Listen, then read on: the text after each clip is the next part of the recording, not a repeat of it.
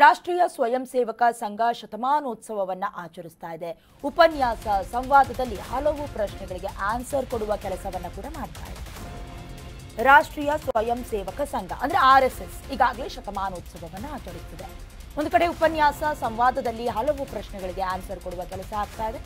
RSSನ ಹಣದ ಮೂಲದ ಬಗ್ಗೆ ಕೆಲವು ಪ್ರಶ್ನೆಗಳು ಉದ್ಭವ ಆಗಿದ್ವು. ಉತ್ತರ ನೀಡಿದ್ದಾರೆ RSSನ ಮುಖ್ಯಸ್ಥ ಭಾಗವತ್. ದೇಣಿಗೆ ಹಣದಲ್ಲಿ RSS ಕಾರ್ಯನಿರ್ವಹಿಸುತ್ತಿದೆ. ಸಂಘದ ಸೇವಕರು ದಕ್ಷಿಣೆ ನೀಡ್ತಾರೆ ಅಂತ ಮುಖ್ಯಸ್ಥ ಹೇಳಿದ್ದಾರೆ.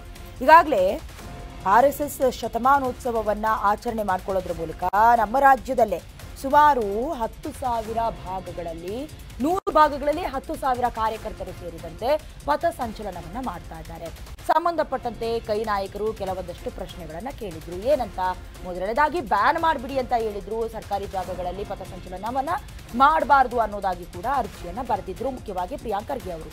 ಅದಾದ ಮೇಲೆ RSS ಅನ್ನುವಂಥ ಸಂಸ್ಥೆ ಇಲ್ಲಿವರೆಗೂ ನೋಂದಣಿಯಾಗಿಲ್ಲ ಅನ್ನೋದನ್ನ ಕೂಡ ಪದೇ ಪದೇ ಜ್ಞಾಪಿಸುವಂತಹ ಕೆಲಸವನ್ನ ಕೂಡ ಮಾಡ್ತಾ ಇದ್ರು. ಅದೆಲ್ಲ ಪ್ರಶ್ನೆಗಳಿಗೂ ಕೂಡ ಉತ್ತರವನ್ನ ಮುಖ್ಯಸ್ಥ ಭಾಗವತ್ ಅವರು ಮಾಡಿದ್ದಾರೆ. ಯಾವ ರೀತಿ ಉತ್ತರವನ್ನ ಕೊಟ್ಟಿದ್ದಾರೆ ಅಂತ ಹೇಳಿದ್ರೆ, ಹಿಂದೂ ಅನ್ನುವಂತಹ ಒಂದು ಸಮುದಾಯ ಏನಿದೆ ಅಥವಾ ಧರ್ಮ ಏನಿದೆ ಅದು ಕೂಡ ನೋಂದಣಿಯಾಗಿಲ್ಲ. ಹಾಗಿದ್ದಲ್ಲಿ RSS ಕೂಡ ನೋಂದಣಿ ಆಗಬೇಕು ಅಂತಿಲ್ಲ. ಎಲ್ಲದಕ್ಕೂ ಕೂಡ ಉತ್ತರವನ್ನ ಕೊಟ್ಟಿದ್ದಾರೆ. ಜೊತೆಗೆ ಸಂಘದ ಸೇವಕರೇನಿದ್ದಾರೆ ಜಾಯಿನ್ ಆಗ್ತಾರಲ್ಲ, ಆ ಸಂದರ್ಭದಲ್ಲಿ ದಕ್ಷಿಣೆ ಕೊಟ್ಟಿದ್ದಾರೆ, ಅದರಲ್ಲೇ ಮುಂದುವರಿಸ್ತಾ ಇದೀವಿ ಅಂತ ಖಡಕ್ ಆಗಿ ಉತ್ತರವನ್ನ ಕೊಟ್ಟಿದ್ದಾರೆ. ಭಾಗವತ್ ಉತ್ತರದ ಬೆನ್ನಲ್ಲೇ 11 ಪ್ರಶ್ನೆಯನ್ನ ಸಚಿವ ಪ್ರಿಯಾಂಕ್ ಖರ್ಗೆ ಅವರು ಮುಂದಿಟ್ಟಿದ್ದಾರೆ.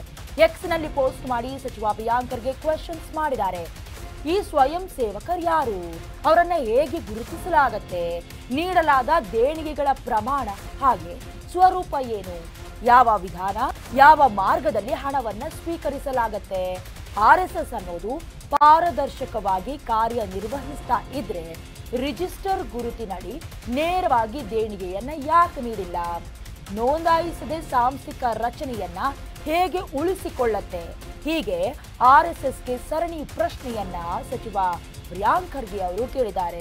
ಯಾವಾಗ ಶತಮಾನೋತ್ಸವದ ಸಂಭ್ರಮದ ಅಡಿಯಲ್ಲಿ ಪಥಸಂಚಲನವನ್ನ ಗಣವೇಶಧಾರಿಯಾಗಿ ಮಾಡ್ತಾ ಇದ್ರು, ಪ್ರಿಯಾಂಕ್ ಖರ್ಗೆ ಅವರು ಕೂಡ ಸಾಲು ಸಾಲು ಆರೋಪವನ್ನ ಮಾಡೋದ್ರ ಮೂಲಕ ರಾಜ್ಯದಲ್ಲಿ ತಮಿಳುನಾಡಿನಂತೆ ನಮ್ಮ ರಾಜ್ಯದಲ್ಲೂ ವಿತ್ ಪರ್ಮಿಷನ್ ಪಥಸಂಚಲನವನ್ನ ಮಾಡಬೇಕು, ಸರ್ಕಾರಿ ಜಾಗದಲ್ಲಿ ಮಾಡಬಾರ್ದು ಅನ್ನುವಂಥ ವಿಚಾರವನ್ನ ಮುನ್ನೆಲೆಗೆ ತಂದ್ರು. ಈಗ 11 ಪ್ರಶ್ನೆಗಳನ್ನ ಕೂಡ ಇಟ್ಟಿದ್ದಾರೆ. ಉತ್ತರವನ್ನ ಯಾವ ರೀತಿ ಕೊಡ್ತಾರೆ ನೋಡೋಣ.